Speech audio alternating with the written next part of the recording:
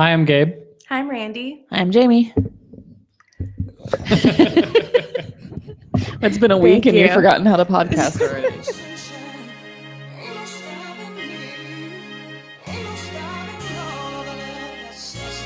been a busy week here in the state of Ohio. We thought that it wouldn't be so crazy, but And across the country. And across the country, actually. Lots to talk about. We didn't have any problem putting together an agenda for the podcast this week. Right. So it started in Houston, Texas. There's not a lot of good news that comes out of Ohio or Texas. So when good news does come out, you got to celebrate it a little bit. Right. So, when all the false, deceptive, whatever you want to call them, videos came out, the Attorney General of Texas did something similar to what our Attorney General did. And he called for investigations and what they've done wrong. And, yeah. They must have done something very wrong. Investigate them.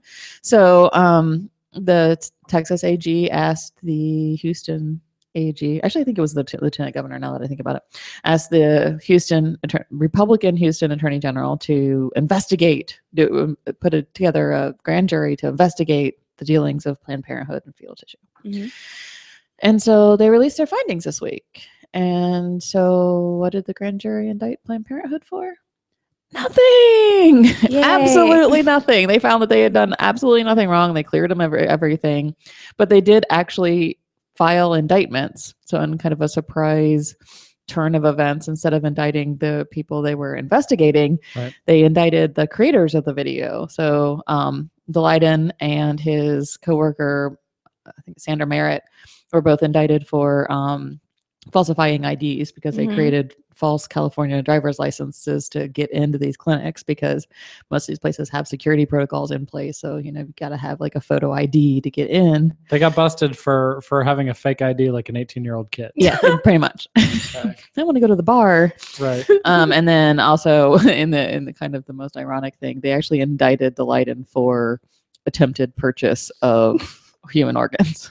Of human organs? Yes, because he actually wrote an email to Planned Parenthood of the Gulf Coast down there, and he actually offered to purchase liver and pancreatic tissue for $1,700 in an email, which is like the best part about this whole thing. I think he thought that Planned Parenthood would write back with, "Oh yeah, sure," and he'd have a written record of this whole thing.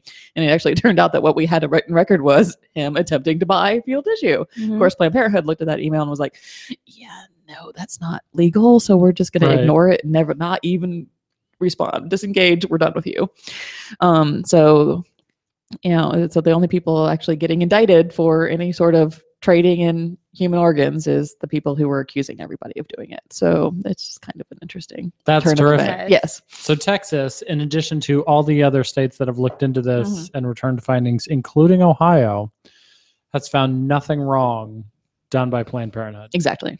In spite of intense investigations in multiple states. I mean, we had two here, and both the auditor and the Attorney General looked into it here and found that Planned Parenthood had done nothing wrong. Yeah.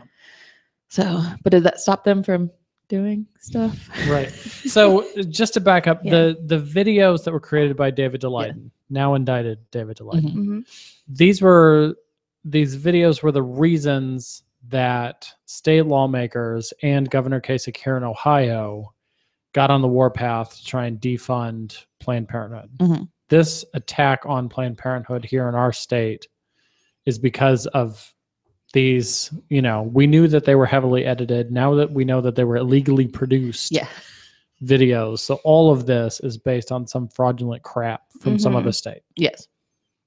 So then we can fast forward to yesterday. So yesterday, well, actually it started Tuesday. Well, actually, let's back all the way back to Friday.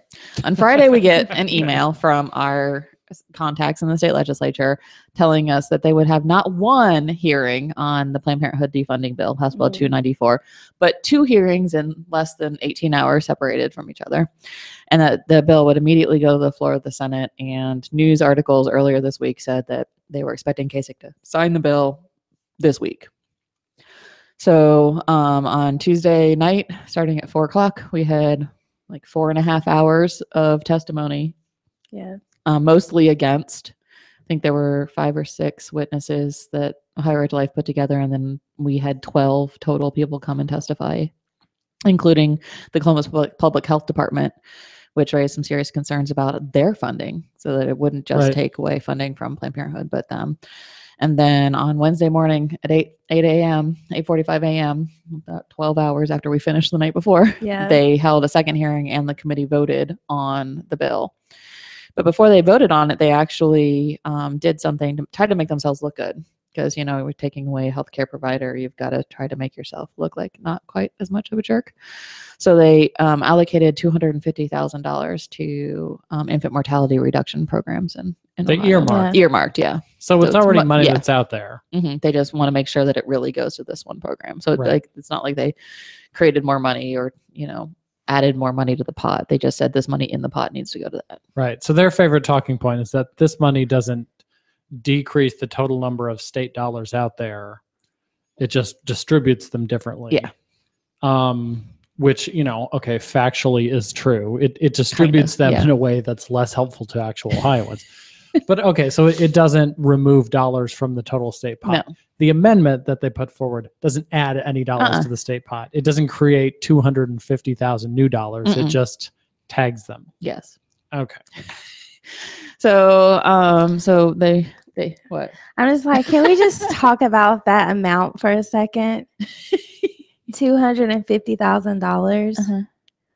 What is $250,000 supposed to do? When you have like the worst infant mortality for Black women, and then almost at the bottom for white women too, that's just like, don't be poor, and definitely don't be poor and Black, because we're not going to do shit for you. Like $250,000. Like, yeah.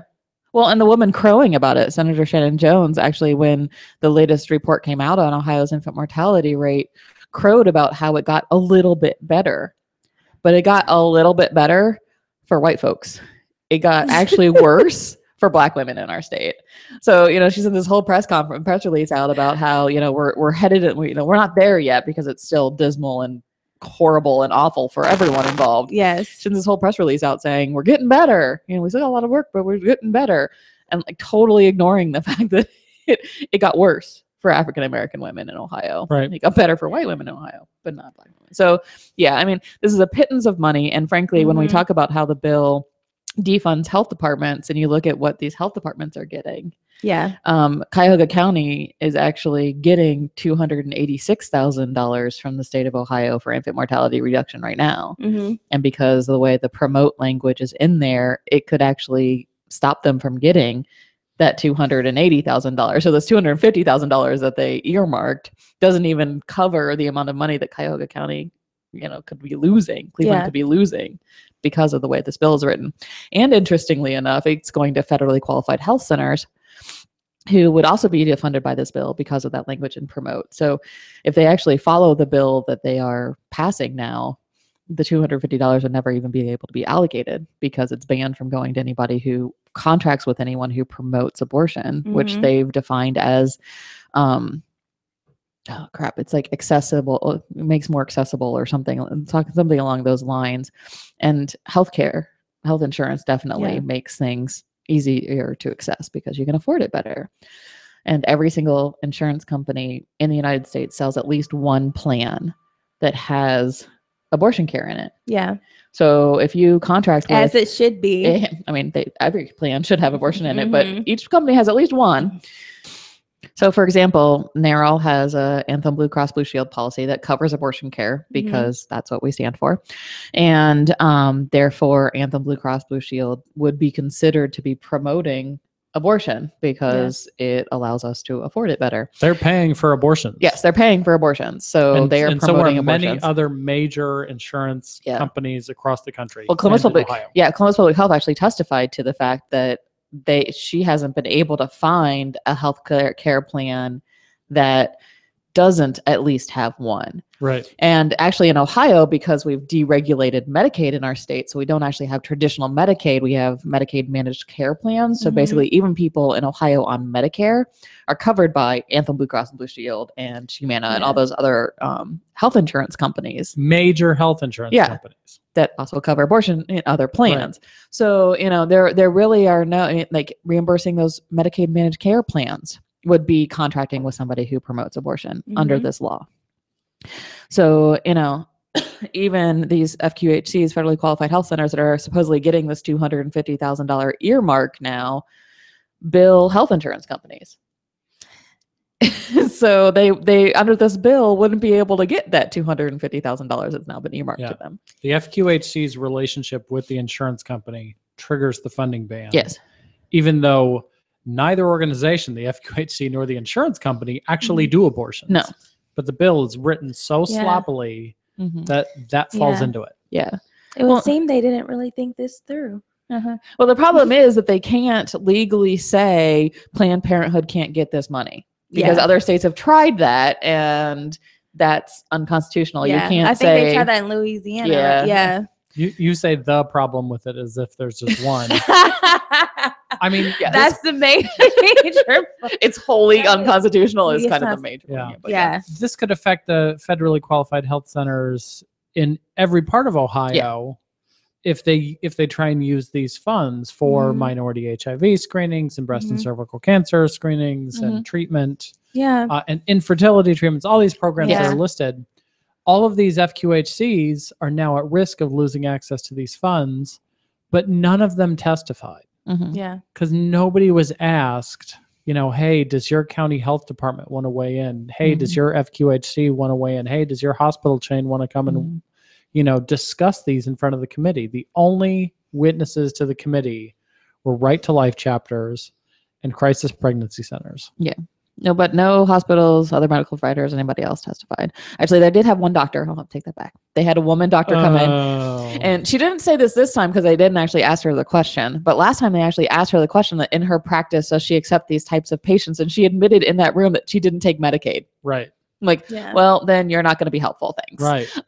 She wasn't there as a doctor that can help. No, she was just there as a doctor, as a figurehead doctor. She was there as a person who doesn't like abortion. She happens to have an MD. It read the wrong. Put that oath and all those things. But yeah, so and what's interesting too, I mean, it just kind of shows the kind of political nature of all this stuff too, because I mean, when Kasich got elected the very first time, I mean, his quote was "Get on the bus or get under the bus." Right. So of course, none of these, health departments and anything are gonna, raise their hand and be like, "Oh, me, I want to speak out against this," because they don't want to go against Kasich because they don't want to get, slammed under the bus like everybody else that's gone against him. Right. So, this just again shows that, they're sloppy at writing these bills. They don't actually care about the impacts. I mean, Senate President Faber actually was quoted today saying, "Well, we don't think that'll be the impact." What data do you have to back that up? Because this is the way your bill's written. And I've talked to lots of lawyers. I mean, even because Columbus Public Health testified because their city attorney and their health department lawyers said, yeah, that's how it's going to impact us. So, for the Senate president just to go, they're just silly people. We don't think. Yeah, we don't think is not how we should pass laws in Ohio. Right.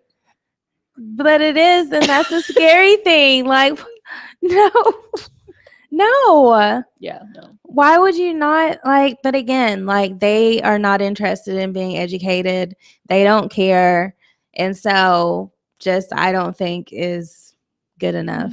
Yeah. So I can go back to my county and say, hey, I defunded Planned Parenthood. So that's the bill that they prepared through the committees. It came to the floor yesterday. And we're going to give our walk of shame to State Senator Peggy Lehner, former head of Ohio Right to Life. Because while all the other senators were hiding behind the pretense of, these videos, or we think that this will improve care elsewhere, which is such crap, Peggy Lehner stood up there and laid it out for the second time in a defunding battle. This is the same testimony she gave in 2013, the first time Ohio defunded Planned Parenthood. And she said, listen, this is because Planned Parenthood does abortions, and we don't like abortions, and we're not going to pay for anything for an organization that does abortions. And then the direct quote from her is, if Planned Parenthood stopped doing abortions, all of this would go away. She said that in 2013. She said that yesterday. That's what this is about. It's, it's just an ongoing campaign by anti-choice legislators to try and score some points with their favorite extremist lobbyists. To continue an assault on abortion in Ohio. I vehemently disagree with everything that she says. But hey, respect for actually saying that that's actually what you want to do. Like, honestly, like, yeah. I don't like abortion, and this is about abortion. Like, okay, well, at least you put it out there. Yeah, I mean, she didn't like the bill sponsor Patman be like, well, this isn't about Planned Parenthood. There's not Planned Parenthood isn't written in the bill anywhere. Exactly. You know, she laid it all out there, and she said, "Yeah, I wish I had a nickel for every time somebody on one side or the other claimed that it either was about Planned Parenthood or was not about Planned Parenthood." Yeah, because it's Patman says that it's not about Planned Parenthood, but yet he was part of an anti-Planned Parenthood rally on the State House steps. Yeah. It's like, which is it? Yes. And in committee, when they were asking questions, he's so weird when he just said, gosh, what did he say? Oh, he asked them who is the founder of Planned Parenthood or something. Yeah. It's just he was just like Margaret Sanger. And then that was it. I was like, what? Okay. And like, what is your either, like you say, either is about them or it's not about them. Yeah, I think he thought he had a mic drop moment there, but everybody was just like, what? Yeah, exactly. Like you're attacking minority HIV testing. Yes. Why are you bringing up Margaret Sanger? Really? Yeah. So Peggy Lehner gets our walk of shame for the week because she absolutely does. She was ridiculous. So Peggy Lehner testified, or spoke on the bill. The bill passed the Senate vote. Of course. We expected that. What we did not expect was for them to poke around. This vote could have happened, it was a 1:30 session yesterday. It could have happened probably before 2:00. The House was in session at that time. Because of the amendment that Jaime brought up earlier with the earmark, that means that instead of the bill going directly to John Kasich for a signature, it now has to go back to the House and they have to approve the changes that the Senate made. Instead of them rushing the bill through, getting it over to the House so that it could be on Kasich's desk right now, being signed, if he was in his office. And not in New Hampshire. They poked around. Yeah. And they took the time and they stalled and the House left. Yeah. The House finished up and they're gone. So now this bill is going to sit around until February 9th. What happens in February? Well, it was really interesting because we've had lots of theories about like why they started to rush it. And when they started saying how, when the Speaker of the House, Rosenberger, was quoted in the Dispatch earlier this week saying that that the bill would be on Kasich's desk this week, we're like, well, maybe he's making a play for Iowa. He's gotten some traction underneath him in New Hampshire. And so maybe he's trying to, not come in dead last in Iowa because he's basically completely ignored Iowa in his campaign. Right. Yeah. So, that was kind of a theory we threw around. And obviously that's not it because, the House isn't in session at all next week. Iowa caucuses the beginning of next week. Yeah. And New Hampshire votes on February 9th, which is the next day that they could actually pass the bill in the House to actually send it to him. So really, I think one of the theories we've been tossing around is, well, maybe he didn't want it for New Hampshire. He's getting some traction underneath him in a state where defunding Planned Parenthood may not be the most popular thing in the world. I don't think it is as popular as he thought it was going to be. And so, maybe he's trying to hide it from New Hampshire. But who goes after New Hampshire? South Carolina. Right. And what would play well in South Carolina? Defunding Planned Parenthood. And then I think the next week is when the primary they're calling the SEC primary because it's like Georgia and all those SEC conference states. So, again, probably a state where some states where this will play very well. So now, it's kind of like, well, are you trying to hide the fact that you're defunding Planned Parenthood for political gain from New Hampshire so that it only appears in South Carolina? Yeah. So, yeah, it's, playing, minority HIV/AIDS as a political football. It's kind of a low move, Governor Kasich. But yeah, so those are our two conspiracy theories. One is Jaime's angle about this could affect FQHCs, this could affect counties, this could affect hospitals in unintended ways. Yeah. And two is the way that they're using this as a political football to try and advance him. Move him up the field during the presidential primary calendar. Yeah. So we'll see what plays out. I mean, I would hope the first, but I'm guessing it's the latter, unfortunately, because, just based on track record, it wouldn't seem that they're like, oh, this actually might do harm. Like, let's think about this. Like, no, I don't think that's the theory at all. Right. No.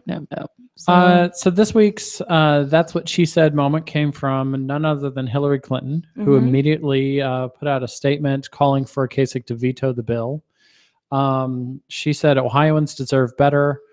It's time for Governor Kasich to put the health and well-being of his constituents ahead of his own political ambitions and veto this bill to defund Planned Parenthood, a trusted healthcare provider and a lifeline for thousands of women, men, and young people in Ohio. Yeah. Yep. Way to go, Hillary. Yeah. Yeah, and I mean it was immediate too. I mean that thing came out like she was ready to roll, so that was really good to see. And it does elevate it into that presidential campaign. I mean, it's kind of Kasich's MO through all of this stuff has been that he likes to hide and blame it on everybody else. I mean, all those abortion restrictions we now know his office coordinated. Yeah. But, he when asked about them, almost fell backwards off of a stage trying to avoid a question and just responded with, well, I'm pro-life. So, this is something that he's quietly had his legislative minions do for him to kind of help his political career, but, hasn't allowed it to kind of hang around his neck. And so we'll do our best to hang it smack around his. So we're glad Hillary's joining in on that campaign to make sure Kasich pays for the disastrous public health consequences of his actions. So that was defunding. Yeah. The other big news that came out this week was actually about the heartbeat bill. Oh, yeah. Not ours, North Dakota's. Yeah. North Dakota, as was predicted, years back, they've been pushing through their court battle. They've got all of this oil boom money, and everybody says, hey, North Dakota is going to take this thing and they're going to run with it in the courts because they can afford to now. What else are they going to spend money on? Right. So it's finally got up to the point where the U.S. Supreme Court could take up this case because the federal courts that cover North Dakota have said, no, this 6-week abortion ban is unconstitutional. Yeah. Heartbeat bills, no matter where they're at, unconstitutional. Yeah. So the Supreme Court could have taken up this case. They refused to. And if the Supreme Court refuses to do something, that pretty much cements the lower court ruling into law. So heartbeat bills everywhere are now known to be unconstitutional. So says the U.S. Supreme Court. Yeah, that's awesome. Yes, that is awesome. Wonder how Janet feels about that. I'm sure she's probably still sitting there going, but if they just take it up, they'll vote it down. Janet Folger Porter is Ohio's problem child. I mean, she's the originator. I mean, that's why now North Dakota passed it too. I mean, she brought it to North Carolina too with the heartbeat bill. I mean, she's the one who wrote it all up. Janet, she was kind of the one pushing Ohio legislators to start it up back in 2011? Yes. She brought all the teddy bears to the State House. She brought the roses to the State House. She hired a plane to fly around the State House. The inflatable rhinoceros. Put an inflatable rhinoceros. Created videos claiming that Republicans refusing to move the bill were killing school buses full of children every single day. And now she's running for office in the state of Ohio, challenging a sitting Republican state senator to try and get in the Senate herself. To try and push this thing onto the floor from the inside. We now have, a ruling, from a federal court backed up by the Supreme Court. It's unconstitutional, Janet. It's never going to pass. She could have spent all that money that she spent on doing all of those things if she would have spent it on passing out birth control. Right. She would have accomplished a lot more of what she was trying to do rather than passing out teddy bears. She could have stayed at home and accomplished more, but you're exactly right, the amount of money. I mean, she's probably spent $1 million. Seriously. Of all the states, of all the stunts. Yeah. I mean, full page ads in the Dispatch. I mean, those suckers cost like thousands, like tens of thousands of we've looked into them before. They're ridiculously expensive. Like a full page ad in the Sunday Dispatch is. She'd bus people into the State House and hold literally prayer sermons on Saturday mornings in the State House when nobody else was there. Good job, Janet. They'd bring in a band to just stand there and sing and pray in the middle of the State House on a weekend. None of that's free. No. She's probably spent $1 million to try and pass what everybody said at the beginning on the first day is unconstitutional. But we just need to keep trying. Is Janet's point. So yeah. I mean, if she wasn't so dangerous, she'd be really, I mean, we have lots of fun with her too. And actually I've had lots of fun with this Senate campaign that she's running because it's actually been highly entertaining. And it ended up with Obhoff, who she's running against, doing a floor speech yesterday on the heartbeat bill. And usually, I mean, sometimes he says stuff, but usually he's, I mean, on the defunding, not the heartbeat bill, on the defunding bill. And he got really defensive. He like listed this like litany of these are all my accomplishments on I'm really pro-life too. And I really think that Janet running against him is the reason he got all defensive and had to list everything off yesterday. Yeah. This time of year, somebody's standing up there giving a long speech. You have to kind of look, wait a minute, are they oh yeah, they're on the ballot. And they got a primary challenger. So so yeah. So Supreme Court. Yay. Janet, not so much. Huzzah. Huzzah. Another update from Cincinnati came out of Christ Hospital. Yeah, some bad news out of there actually for the women of Cincinnati. Yes. Christ Hospital was the last hospital in the Cincinnati area that would perform abortions in the cases of fatal fetal anomaly. So a woman's been diagnosed with some kind of fetal anomaly not compatible with life. They would allow their doctors to perform abortions in the hospital because of those reasons. And I guess last December, they sent a letter out to all their doctors telling them that they would no longer be able to use the hospital for that process. And what that really means for women is that they can't get those services locally any longer. And what we've heard from a lot of women who have these kinds of situations, turning to a standalone abortion provider isn't something that's possible for them because in a lot of these cases, the fetal anomaly makes it more dangerous to give birth and to have an abortion. So that these kinds of things need to happen in a hospital where they've got more equipment and those kinds of things.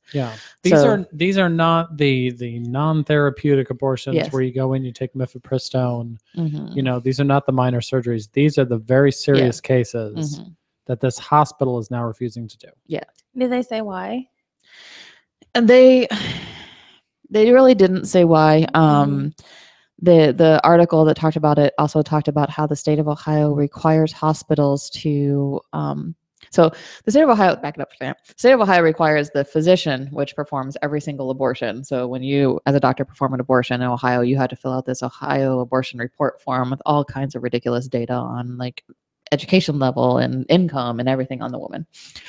And that gets confidentially submitted to the state, and that's where we get our Ohio abortion report. In addition to that, every hospital in the state is not only required to file that form by the doctor, but the hospital is required to file monthly and yearly count reports. So just numbers only on how many post-12 week abortions they do in the hospital. It's such a weird thing to have to report. It's been a law. Actually, frankly, I actually hadn't really realized it existed because I don't deal with hospitals. I deal with our clinics and they don't have to do that.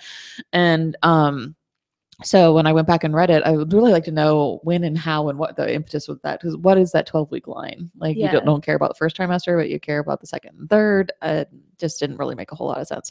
So basically, I think what ODH found was that none of the hospitals were doing it because none of the hospitals knew they were supposed to do it. And so Christ Hospital hadn't been reporting that for a couple of years now. And that was really, as much as ODH harasses freestanding abortion providers, for them to completely miss the fact that hospitals were not filing legally required paperwork, any hospitals for years. That's kind of ridiculous. It's like ODH, we've been saying that you've been harassing abortion providers, but the fact that you're dropping the ball on so many other to focus on them.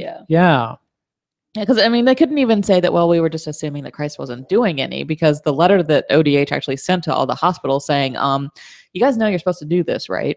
Actually stated that they not only have to file a report if they do them, but if the hospital does 0, they need to file we didn't do any piece of paper. So they have to send something. Yeah, they have to send something no matter what. So, they can't even use the excuse of, well, we just assumed they weren't doing any, so they weren't reporting any. Well, no, they're supposed to be sending you this thing that says 0 on it. Supposed to be sending an email saying, we didn't do any abortions. Thanks. So, that that's really, it's really a disaster for Christ Hospital. And it really, again, just shows how much Kasich doesn't care about the public health crisis that he's creating in our state.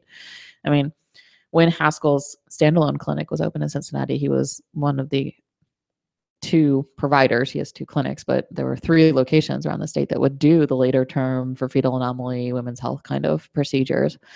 So Cincinnati already lost their standalone clinic that would do those procedures at that time.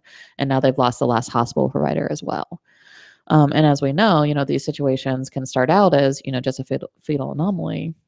And, pregnancies are complicated. It's a complicated, symbiotic relationship between the woman's body and the developing fetus, such that.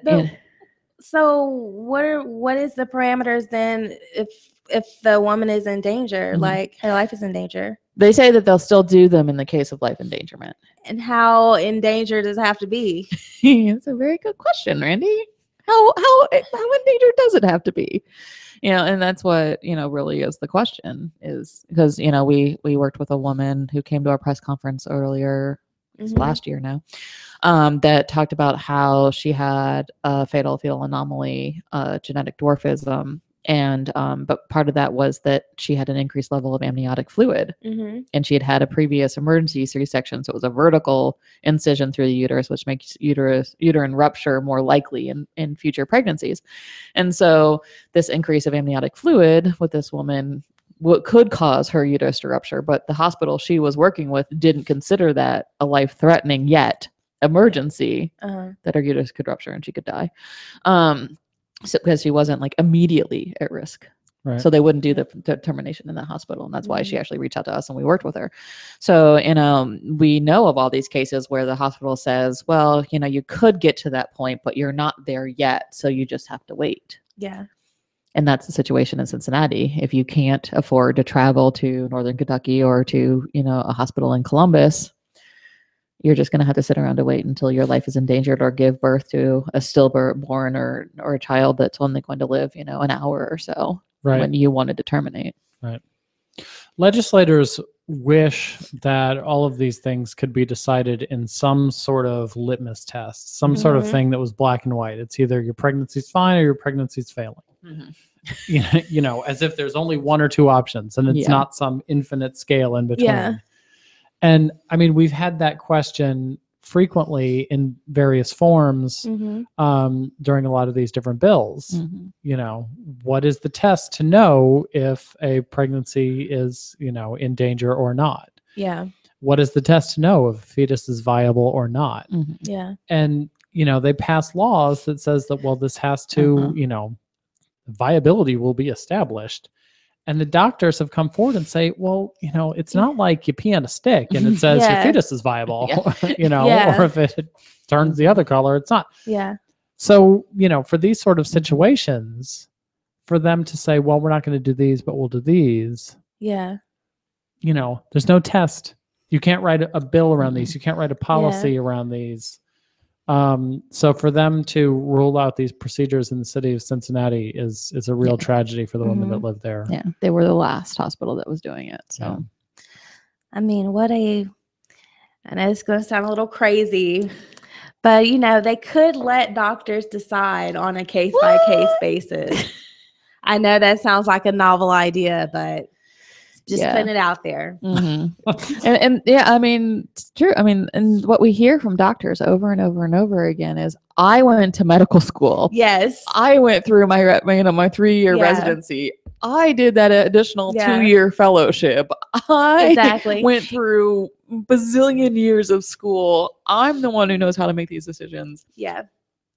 But the hell out, is what they always say. And, this is just another example. It's not coming from legislators, but it's coming from hospital administrators saying, nope, even if it's the best thing for your patient, you're going to have to send them someplace else. Exactly. Right. That's crazy. That just made me think of something that happened at the hearing yesterday. One of the witnesses who came in, and she is 9 months pregnant, and she came in to oppose, them defunding Planned Parenthood. And so she made a joke about, so she hopes she doesn't drop the baby, like right there. And if you could hear, they kind of laughed. And either the chairman, I think it was the chairman, said, Well, it's a good thing we have some other doctors here because none of us would be able to help you. I said exactly. That sums it up right there. None of you are doctors. None of you are healthcare providers. But yet here we are trying to determine like if this healthcare provider should still be able to operate and they've done nothing wrong. Yeah. So excellent reporting on the Christ Hospital issue by Jessie Balmer, the Cincinnati Enquirer. She alerted us to this, so we were able to weigh in. And we'll continue to watch how Cincinnati abortion rights and access continues to develop. So I mean, they're really like on the verge of being like a really large area with no one to go to. Largest metropolitan area in the country. Yep. So yeah. All right. So what's on our final segment? You gonna sing?